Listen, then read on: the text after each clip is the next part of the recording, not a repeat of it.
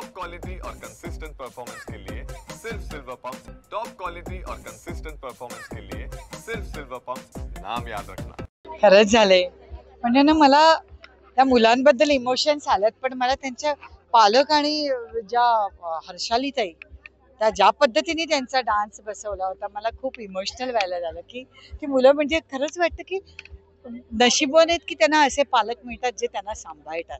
कारण ते मला असं वाटतं देवाचे मुले, स्पेशल चाइल्ड आपण म्हणतो. तर मला खूप त्यांचा डान्स बसवलेला बघून मला आत्ताही हे होत आहे की मी खूप इमोशनल झाले त्यावेळी. खूप छान बसवला होता. त्यांच्या मागे मेहनत करायची म्हणजे सगळ्या शिक्षकांचं सगळ्यांचं केवढी मेहनत होती.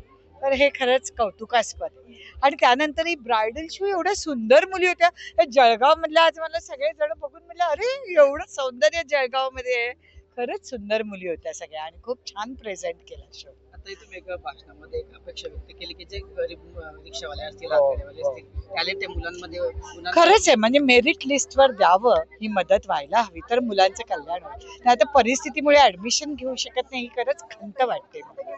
खरंच. एक महत्वाचा प्रश्न म्हणजे आता सध्या काय होतंय की एखादे दिग्दर्शक असेल किंवा गायक असेल किंवा गीतकार असेल, तो त्याच्या भावना व्यक्त करतो, आपली कला प्रदर्शित करतो. मात्र ती प्रदर्शित झाल्यानंतर त्याचा कुठेतरी परिणाम झाल्यानंतर त्याला गृहीत धरलं जातं आणि त्यावर वापर केलं जातं. असं प्रकरण सध्या पाहायला मिळतंय. मला तरी असं माहित नाहीये, खरं मी ऐकलं पण नाही आणि पाहिलं नाहीये, त्यामुळे रिॲक्ट होणं चुकीचं आहे.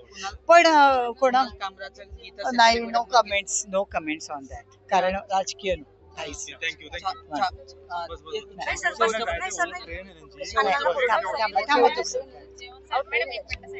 छावा चित्रपट पण आला होता. छावा चित्रपटात एकदम सुंदर इतिहास असे ऐतिहासिक चित्रपट पण समोर येत आहेत. मात्र त्या चित्रपटांबद्दल काय वाटतं तुम्हाला? नाही, मला तर वाटतं असे यायला हवेत. नंतर काय कोण बोललं जातं हे फार मला असं वाटत नाही. पण मला वाटतं जर उत्तम बिझनेस झाला, उत्तम कामं झाली, एक चांगली कलाकृती लोकांसमोर आली तर महत्वाचे सगळ्यांमध्ये जागरूकता आली.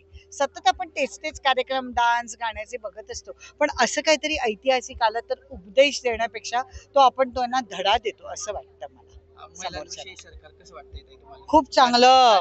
यस, लाडकी बहीण योजना जिंदाबाद. बऱ्याच वर्षानंतर तुम्ही पुन्हा नाटकात सिनेमे मी करतेच आहे.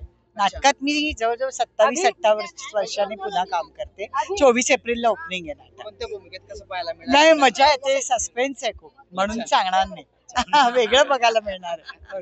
नाटकाचं नावच आहे वजनदार. वजनदार कॅरेक्टर असेल. हो, म्हणूनच. येस.